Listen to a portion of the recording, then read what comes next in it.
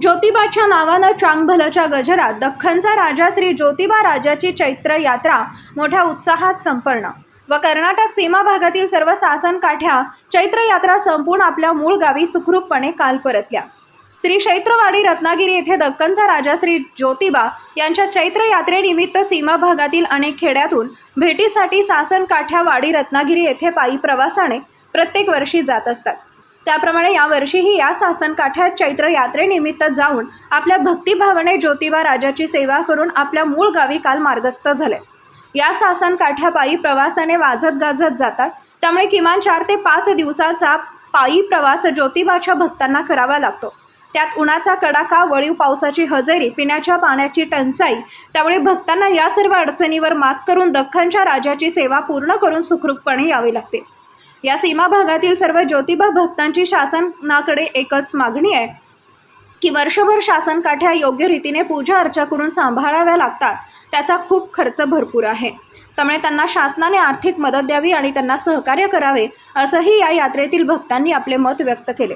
सीमा भागातील सदलगाव, मलिकवाड, एकसंबा, बोरगाव या भागातील किमान 70 ते 80 शासन काठ्या या चैत्र यात्रेनिमित्त वाडी रत्नागिरी येथे यात्रेसाठी गेलेले असतात। त्या आपल्या मूळ गावी काल पोहोचल्या। या शासन काठीसोबत किमान 50 ते 60 महिला व पुरुष भक्तगण असतात।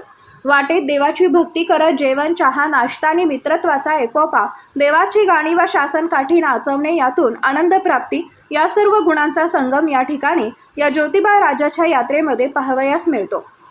यामध्ये 30 ते 40 वर्षापासून पायी जाणारे भक्त आपल्या वयाचे 80 ते 90 वर्ष ओलांडले तरी ते पायी प्रवास करून ज्योतिबावर आपली भक्ती आहे हे दाखवून देतात। हे एक आगळं वेगळं वैशिष्ट्य या ज्योतिबा चैत्र यात्रेचं मानावं लागेल। सदलगाव शहर प्रतिनिधी अण्णासाहेब कदम।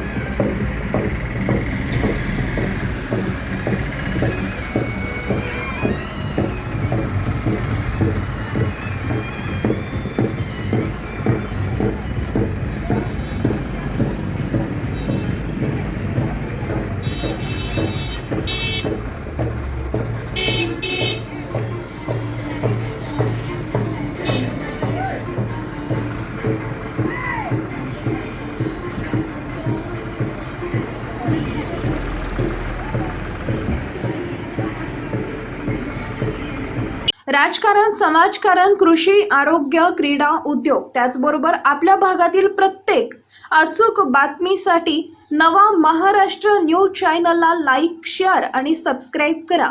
तसेच सर्व नोटिफिकेशनसाठी बेल आयकॉन प्रेस करायला विसरू नका।